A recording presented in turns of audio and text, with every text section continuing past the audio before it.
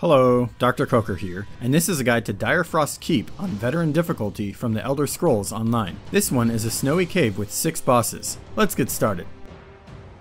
The first boss is Teethnasher the Frostbound. He's constantly surrounded by a damaging wind, indicated by a red circle. The tank should be able to ignore it and stay in melee range with standard healing. Melee DPS are advised to just keep an eye on their health and step out of it now and then if necessary. Stronger groups can ignore it altogether. Teethnasher also has a charge attack, but it's directed at the tank, so don't expect him to zoom across the room. In fact, you might not even see it. The tank should hold the boss stationary for the entire fight.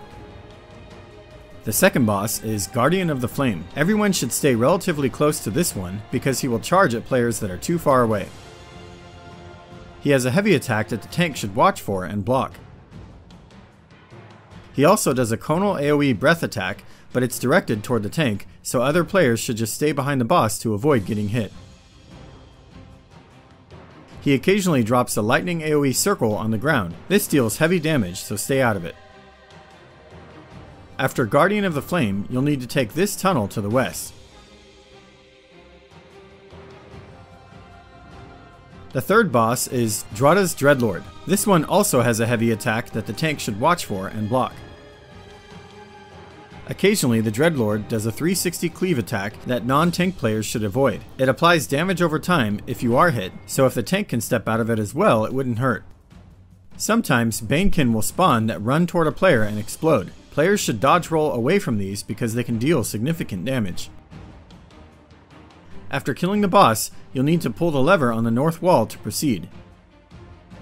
You'll make your way back to the large room where you fought the Guardian of the Flame earlier. The fourth boss is Drodda's Apprentice. This boss is not on the usual path most people take, and I had run this dungeon a dozen times before I even knew he existed. He's skippable, but definitely a required boss if you're going for speedrun or no death achievements. He's surrounded by adds, so DPS should take them out first. He frequently does an AoE explosion attack centered on himself. Tanks can stand in it and block, but other players should roll out of it quickly. He has another ability where he will suspend one player in the air and sap their health. Just break free to stop it. Sometimes he'll call down a purple bolt indicated by a red circle. It will strike, then drift away on the ground. Just avoid it. The fifth boss is Iceheart. The tank should face him away from the group so others aren't hit by frontal AoE. Like the previous boss, he has an exploding circular AoE attack that tanks can block but other players should roll out of. Sometimes he'll slam a fist into the ground, then over the next few seconds, a few red circles will appear that players need to avoid. Spikes will jut out of the ground, and then each one will spawn an add. These adds are weak and should die quickly.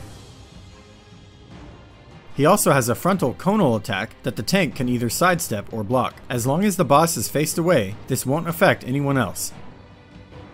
The final boss here is Drodda of Icereach. She has a soft enrage timer, so this fight is a bit of a DPS check, but more on that later. As usual, the tank should maintain aggro on her, but players should note that several of her attacks are targeted at random players. She frequently teleports to a random player and begins an exploding AoE attack. This one does very high damage and should be rolled out of. Similar to her Apprentice, she occasionally holds a random player in midair and saps their health. Just break free to stop it. She'll sometimes summon 2 small wraiths which should be killed quickly. During the fight, the obelisks around the perimeter will light up one by one over time. If she's still alive when all of them are lit, she will enrage and turn frosty. All of her attacks will be upgraded and deal more damage. Instead of wraiths, she will summon Atronox. Her health stealing ability will now heal her faster than before. If you activate hard mode, no new mechanics are added, but she now has greater health and deals more damage. And that's it for Direfrost Keep on Veteran difficulty. Thanks for watching, good luck, and see you next time.